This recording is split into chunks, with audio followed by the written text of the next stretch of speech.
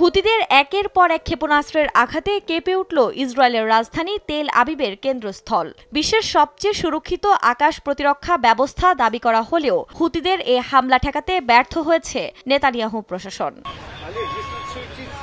শনিবার স্থানীয় সময় ভোরে এয়ার ডিফেন্স সিস্টেমকে ভেদ করে ইয়েমেন থেকে ছোড়া হাইপারসোনিক ক্ষেপণাস্ত্রগুলো জাফা এলাকায় নির্দিষ্ট লক্ষ্যবস্তুতে আঘাত হানে। এতে বেশ কয়েকজন আহত হয়েছে বলে জানিয়েছে ইসরায়েলের একাধিক গণমাধ্যম। যদিও সঠিক সময়ে স্থানীয়দের নিরাপদ স্থানে সরিয়ে নেওয়া হয় বলে জানান ইসরায়েলের সামরিক বাহিনী। হামলার দায় স্বীকার করেছে ইরান সমর্থিত ইয়েমেনের হুতি বিদ্রোহীরা। এক টেলিগ্রাম পোস্টে হুতি কর্মকর্তা হেজাম আল আসাদ বলেন, ইসরায়েলি প্রতিরক্ষা ব্যবস্থার ব্যর্থতাই প্রমাণ করে যে সন্ত্রাসী শত্রুর হৃৎপিণ্ড আর নিরাপদ নয়। আর গাজায় আগ্রাসন বন্ধ না হওয়া পর্যন্ত ইসরায়েল ভূখণ্ডে হামলা অব্যাহত রাখা হবে বলে হুঁশিয়ারি দিয়েছেন হুতির সামরিক মুখপাত্র ইয়াহিয়া সারেয়া। প্যালেস্টাইন 2 হাইপারসনিক ব্যালিস্টিক ক্ষেপণাস্ত্র দিয়ে আমরা নির্দিষ্ট লক্ষ্যবস্তুতে হামলা চালাতে সক্ষম হয়েছি। আগ্রাসন বন্ধ না হওয়া পর্যন্ত এবং গাজা উপত্যকায় অবরোধ প্রত্যাহার না হওয়া পর্যন্ত ফিলিস্তিনিদের সমর্থনে আমরা এই হামলা চালিয়ে যাব।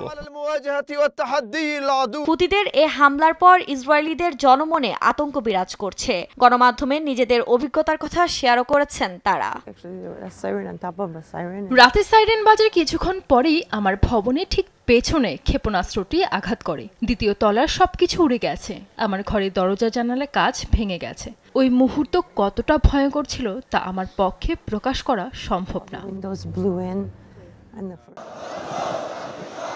অন্যদিকে ফিলিস্তিনিদের সঙ্গে সংহতি প্রকাশ করে ইয়েমেন জুড়ে বিক্ষোভ করেছে দেশটির সাধারণ মানুষ। স্থানীয় সময় শুক্রবার রাজধানী সানাসহ বিভিন্ন অঞ্চলে চলে এই বিক্ষোভ।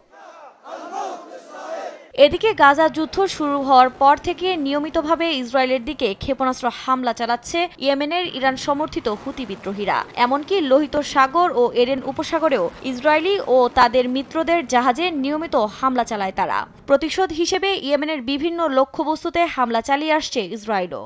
সবশেষ 18 ডিসেম্বর রাতে ইসরায়েলে ক্ষেপণাস্ত্র ছুড়েছিল হুতিরা।